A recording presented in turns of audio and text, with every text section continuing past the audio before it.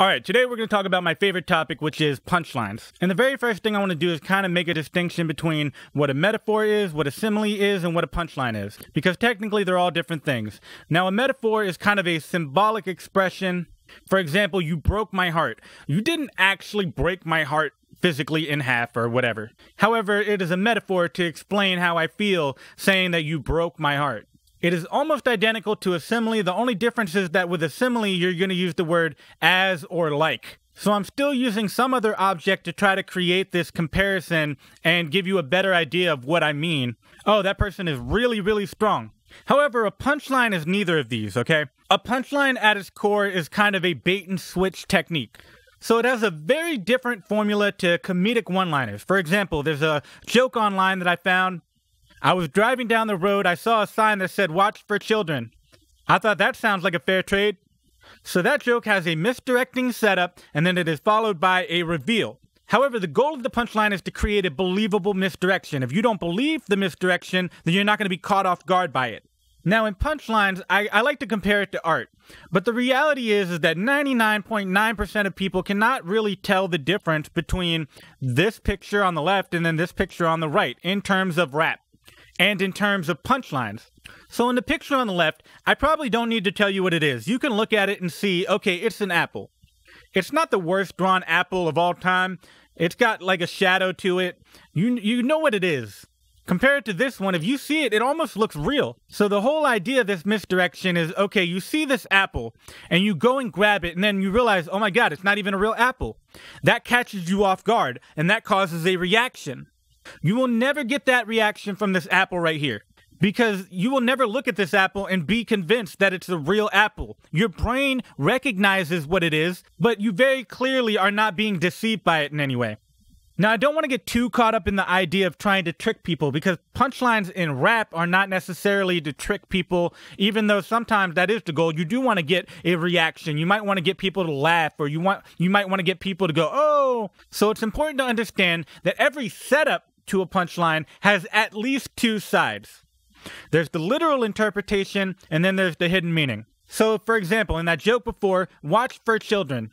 The literal interpretation, based on the context where you say you're driving, you saw a sign, and it said watch for children. All that context is saying that you are driving in the car, and now, there are children around, you need to watch out for them, do not hit them with your car. The context is what leads up to the setup, and the setup has a hidden meaning inside of it. And the hidden meaning inside of it is the other interpretation, which is watch for children, meaning I want to exchange my watch in exchange for children. So when the reveal happens, you shine a light on the second meaning where you're showing that the entire time what you thought was wrong. So let me give you an example with Big Sean. This is kind of the same thing. Here is the actual setup. 3 stories. You have some context before the setup that leads you to believe that when he says 3 stories, he's talking about a house, because here it says bought a crib, 3 stories. So the literal interpretation is my house is 3 stories tall. The hidden meaning in it is that 3 stories is referring to 3 books. So the entire line itself is just bought a crib, 3 stories. That shit's a trilogy. And that is in his song, I Don't F With You. So there's really nothing wrong with this punchline. The setup itself is interpreted correctly in both ways. And in a way, this is a very formulaic and traditional punchline. And probably the formula you should start out with if you've never written punchlines before is to have a setup and then include the word like and then have your reveal. So for example, I ain't nothing to play with like a sprained ankle. So you have your setup. The literal interpretation is I ain't nothing to play with, which is a slang basically saying don't mess with me. But then there's the reveal, which points out the hidden definition, where you're basically saying that a sprained ankle ain't nothing to play with, meaning you wouldn't want to play basketball or some kind of sport with a sprained ankle. So this whole formula where you have a setup and then you have a reveal is pretty much identical to the one that was popularized by Drake and Lil Wayne. The only difference is that they don't have the word like. So for example, in the same song, Drake has a line, if I was at the club, I balled. Chemo. If I were to do the same thing here, I would say, I ain't nothing to play with. Sprained ankle. The general format is exactly the same. You don't have to say like here. You could say something like, I ain't nothing to play with. Call that a sprained ankle. It really doesn't matter. You still have the same general format. Now, if you've actually heard the song, you might notice that this is actually kind of backwards. The line itself is like a sprained ankle, boy, I ain't nothing to play with. However, all you're doing is moving around the order of things so you have the reveal before the setup. And there's nothing wrong with that. Again, I don't want you to get too caught up in the idea of trying to trick people. You don't necessarily have to mislead people for a punchline to work. However, you do want to make sure that your apple looks like an apple. So for example, in the second line, the setup here is I balled, meaning I went out, I had a good time, I balled. The hidden interpretation is I got chemotherapy and now I balled. Right there, you should hopefully see the issue. That does not make sense grammatically. So that is this apple right here. Your brain recognizes what it is well enough to tell you that this is an apple, but it has problems with it. It is not executed the way that it should be. So let me give you another example where the setup fails in a punchline. This is a line from Eminem. Racism's the only thing he's fantastic for, because that's how he gets his fucking rocks off and he's orange. So he's talking about the comic book character, The Thing. There's technically two different punchlines here, right? The first one, he's saying racism's the only thing he's fantastic for. So when you look at the two interpretations of that sentence, the only thing he's fantastic for is racism. No problem with that sentence whatsoever. The second interpretation, the only thing he's fantastic for. In the context of The Thing and the comic book character, that does not make sense. Fantastic Four is a proper noun. It is a team of superheroes. So I should be able to take any other proper noun, plug it into that sentence, and it should make sense grammatically. So for example, the New England Patriots, that is a proper noun. It is a team of people, just like the Fantastic Four. I should be able to sub that into the sentence and say, the only thing he's New England Patriots. The line is now breaking down and does not make sense grammatically. Looking at the second line here, that's how he gets his rocks off and he's orange. He's talking about Donald Trump. There's not really anything wrong with saying that he's orange. Both The Thing and Donald Trump are orange. That's fine. However, when you're saying that's how he gets his rocks off, again, there are two interpretations. One being, that's how he gets his rocks off, that's how he has fun. Or whatever. That's fine, there's no problem with that interpretation. The second interpretation is talking about The Thing again, from the comic. That's how he gets his rocks off. He's made of rocks, basically, but he doesn't ever take rocks off. That doesn't make sense. So this is an example of a flawed and not very good punchline. 99% of the people are not going to be able to tell the difference between this and a punchline that is well written. So even when you're starting out, don't be discouraged. Most of the time, if you have some attempt at a punchline, people will say, oh, that's really good. Now I'm going to do a couple examples of good punchlines. Here's one from Eminem, since I was kind of trashing one of his bars, so here's a good one. You couldn't make the crowd throw up their hands if they swallowed their fingers. The literal interpretation, if you're out in a crowd of people, tell them to throw up their hands, no problem with that. The other interpretation is if you were to eat your hands, you would throw them up, so you throw up your hands. Again, no problem with how that works grammatically. Looking at this example from J. Cole, I'm from the Ville where they bang for the money. Here's the setup, carry 4 5s like change for a 20. So in the setup, carry 4 5s, he's referring to a gun. So if somebody has guns that are 45 caliber, it is common to say, oh, he's carrying 4 5s. And it's perfectly acceptable to use slang terminology because it's natural. It's the way that people actually talk. The other interpretation is he's carrying 4 $5 bills. And it would be perfectly normal to say, hey, I have a $20 bill. Can you break it? And he's like, yeah, I have 4 5s. So in both interpretations of that punchline, it is done correctly. So in both of these lines, you have that very formulaic setup followed by a reveal type of style. This line from Cameron's a bit different. He basically just has two different lines with different interpretations of the same phrase. Back in the day, we were slaves, whips, and chains. It's tradition, all I got, whips and chains. There's nothing wrong with that because, again, he is still syntactically making sure that everything makes sense. When he's talking about slavery, he's saying their lives revolved around whips and chains. And now he's talking about whips, which is a slang word for cars, and chains, which is a slang word for necklaces. So even though this is not a typical setup with a reveal type of punchline, everything is done well, so therefore it is a good bar. So how do you come up with a punchline? Where do you get the concepts and ideas for a punchline? Well, number one, you can watch movies and TV with the subtitles on. Because what you should really do is look for words and phrases and things that are ambiguous. They have multiple different meanings. Because that's where you have the potential to write a punchline. So you can also go online and Google and find idioms, you can find expressions, even slang terminology. If you can find something that has multiple interpretations, that's where you have the potential for a punchline. You just need to write it so that it is set up to make people believe one thing, and then at the end, you kind of pull the rug out and then have them believe another thing. You can look at physical ideas. There's a battle rapper that has a line that's like, I'm feeling myself like I can't find my keys. that is something that is actually more physical. Like, I actually get the imagery in my mind. Okay, I can't find my keys. I'm patting down my jeans and my shirt trying to find out where the keys are. However, the actual setup to that is the term feeling myself. It is a slang term that is open to interpretation. So if you came up with feeling myself, you could probably come up with that line and be like, oh, what is an actualization of a different interpretation of I'm feeling myself? So really, you can find punchlines absolutely everywhere. Like right now, I have a can of Coke next to me. A can is also commonly used as a slang term for a gun. So you can make a bar about a gun and then, the whole time you're talking about a Coke. And for the record, that's not something I created. That's something that's really, really common. If you watch rap battles, there are some concepts that people use a lot. Like, for example, if we were to talk about this picture, the concept here is an apple. There are a lot of people that have drawn apples. Some people draw them better than others. There are more creative ways to draw apples. You might, put it in a different background. So just because you have a concept that has been done a lot of times does not mean that you can't make it more creative, do it differently than other people have done it. Because in reality, there have been, hundreds of thousands of, writers in general, and all of those people are writing hundreds, if not more, lines in their lifetime. So really, there's almost no concept that is 100% original. Nobody has ever done anything like it. What you can do is execute it differently, have a better technique than other people. So that's really the point that I'm trying to drive home here. Here's another great resource. Genius.com actually has an entire dictionary full of slang words for guns, and they have some for drugs, and there's some more, I think. So if I just go through and look at this, right off the top, you have a bunch of different guns which are based on the caliber. So if I have a 38 caliber gun, you might call it a 38. It is a very common concept to say, okay, I'll put a 38 on your chest or I'll put a 38 on your back, like some kind of sports player. Because on their jersey, they have the number, and it would be like the number 38. There are other slang words for guns. For example, chopper is a common one for an AK. And there have been a lot of people that have done concepts revolving around helicopters, which are also called choppers. You could also talk about a motorcycle, which can be called a chopper. Going back down, hammer is another very common one. So these are all different ideas for concepts of punchlines.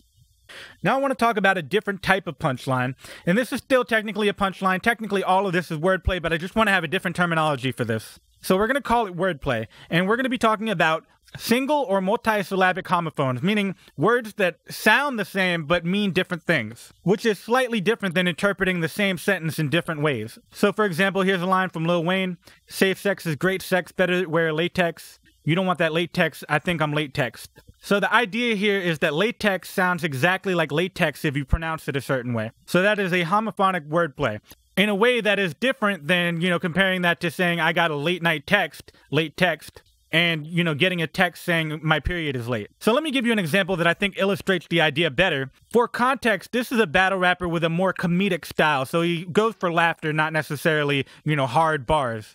I walked to the dealership, dropped so many stacks till the Toyota's gone. Somebody stole my Star Wars figurine, now my Toyota's gone. So the idea of the wordplay here is that you have Toyota and they sound identical. However, they are obviously not the same word.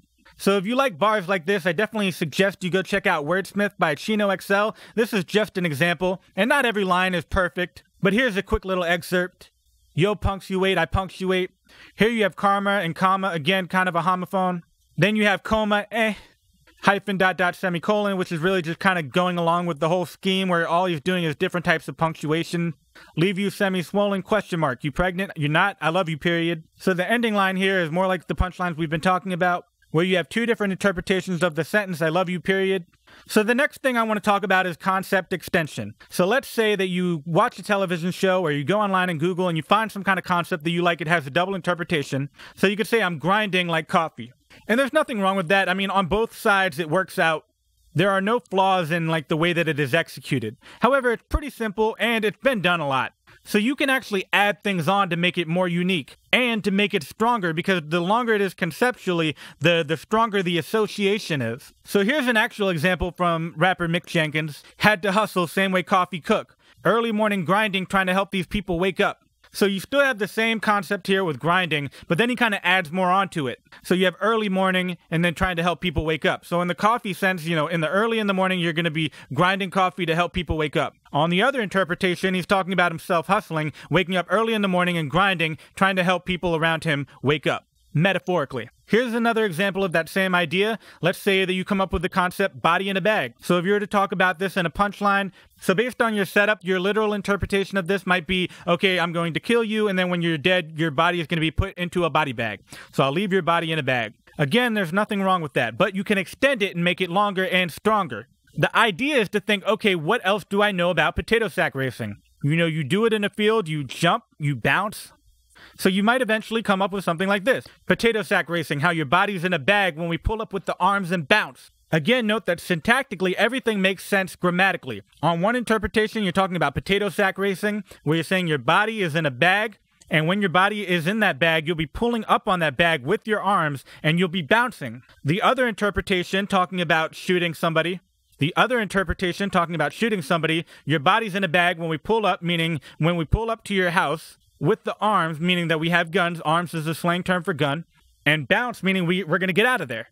So again, on both sides it works. It is a very elongated concept, and it is a lot more creative than just saying your body's in a bag like potato sack racing. So the final thing I want to talk about is reverse engineering a punchline. So most of the time, it's a good idea to try to figure out your setup. Find something that's ambiguous and turn it into a punchline. However, if you write a line and you want to keep that line for whatever reason, you're going to have a rhyme at the end of the line, and you're going to have to come up with a punchline that rhymes with that line. And if you don't reverse engineer a punchline, it's very difficult to have, a setup and then write a punchline and then force that punchline to rhyme with the first line that you wrote. And when you're getting into even more complex writing, if you want to have a punch after a punch and after a punch where all of them rhyme, you definitely need to learn how to reverse engineer your punchlines. So here's an example of that. Here I have 13 lines, all of them are a 6-syllable multi. Question of chemistry, check it with Mendeleev, better genetically, sense of heredity, etc. So all 13 of these lines have some kind of punchline in them. That would be very, very difficult to do without reverse engineering, because you would have to write 13 different punchlines and then somehow get all of them to rhyme with each other. So looking at this real quick, know how to get a reaction. That's a question of chemistry. So getting a reaction from people versus a chemical reaction. Two different interpretations. You have a reveal that is a punchline. For the second line, you do have to know who Mendeleev is. He is a scientist that created the periodic table of elements. So the setup says put everything on the table, but it's talking about Mendeleev putting all the elements on the table. In this line, my jeans tighter, basically talking about clothing being really tight. The other interpretation, meaning my genes, my genetics are tighter, meaning better, slang tighter. Here we're talking about passed on as in dying. The other interpretation being passing down some kind of genetics, which is by definition the term heredity. The next line is saying that's why this gift isn't a surprise, this gift of writing or rapping versus an actual gift that somebody gives you. Saying that it was set in the registry like a wedding registry, it wouldn't be a surprise if somebody gets you something that you asked for. Some know what it's like to pop, some get a vasectomy. This is about shooting. The second interpretation is having kids. If you get a vasectomy, obviously you're not going to be a father, so you're not going to be a pop. That line is a little bit flawed grammatically. That's followed by this line, I get the icing, Beretta decked with plenty of accessories. So here you have two different double meanings. Icing, meaning if you ice somebody, you shoot them. Icing also happens to be a store that sells accessories. And then here you have accessories in terms of gun accessories, which are different than the type of accessories they sell at icing. So you can go through and look at all these, but every single line has some kind of punchline in them. And again, this would be very, very difficult to do if you did not reverse engineer your punchlines. So in order to do this, there are 3 steps. Number 1, start with a multi. In fact, start with a bunch of multis. Write every single multi that you can think of down. Then step 2, identify which one of those multis are nouns. Nouns are people, places, and things. Now, it doesn't have to be a noun. You can definitely reverse engineer a punchline without it, but it does make it a lot easier. Then finally, step 3, use associations to create your setup. So for example, let's say I had a rhyme and one of the multis I came up with was Ocarina of Time. I was able to identify that it is a noun, it is a thing. If you have something like a video game, that has a vast amount of things that you can associate with it. So that's just step 3. Find the associations with that video game. What do you know about Ocarina of Time? Well, I know there's a character named Link. So right there you can think, okay, well, a link can also be a URL. Also, link could be, another slang term for necklace. What else do I know about Zelda? Well, in one of the dungeons, he gets a hammer. Well, you could probably turn that into a punchline about guns. I know that the land is called Hyrule. Maybe you could try to turn that into some kind of phonetic wordplay. High rule. But realistically speaking, I don't feel like that has much potential in it. But this is the main way to go about thinking about it, right? You want to think of all kinds of different associations and then start thinking about where the ambiguity is and think about what has potential for a punchline. If you go back and look at this, a lot of these are based on nouns. For example, a henna sleeve. What do you know about a henna sleeve? If you don't know anything about it, go online, Google it. You know, a henna sleeve is basically dye. And because it is specifically a sleeve, you're talking about your arms. So you're dyeing your arms. That is kind of a phonetic wordplay on saying that, you know, your whole family is going to die in your arms. And I know a lot of these examples are kind of violence prone. That's kind of the nature of battle rap in general, especially if you saw earlier, there are all those different interpretations for gun. So really that is a ripe field of different things that you can turn into, you know, concepts and punchlines. Because when you have more and more ambiguity and slang terms like that, that's where you find all of your concepts and ideas. And if you actually, you know, do battle rap, it is very gunplay heavy, but the general idea for wordplay is exactly the same, regardless of whether or not you're talking about any type of punchlines. The very last thing I want to leave you with is this rap battle here with Fresco and QP. And this is another good one to watch, Thesaurus versus Fresco. I really like Fresco. But these two battles in particular, he went punch after punch after punch. So if you have any interest in this stuff, definitely go out there and research more about rap battles. This is honestly my favorite part about hip-hop. You know, to me, it is awesome that we have this really nerdy hobby that is basically, based around writing and English and manipulating words and poetry. But, you know, it gets turned into this whole really cool idea of rap battling and hip-hop in general. So definitely check out more of these battles from KOTD and from smack/URL. And that's all I got for this video. I'm going to leave you with this. I let it whistle with this bitch like a cat caller.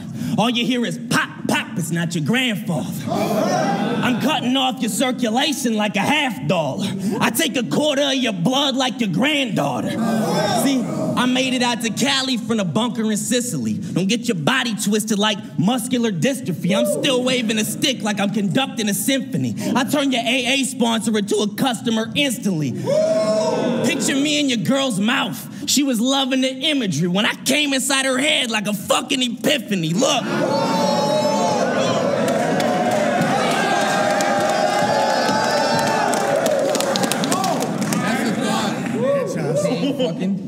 I'm walking out with a bag like I'm leaving the mall.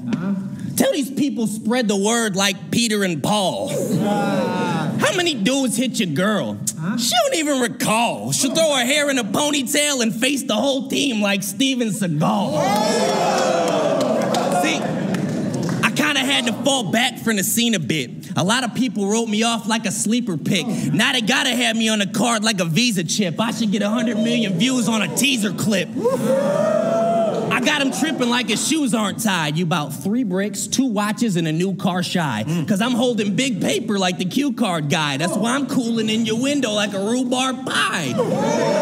Yeah. Schoolyard fly. What that mean is if I don't like the shit you say, I'm putting knuckles to your chin like picture day.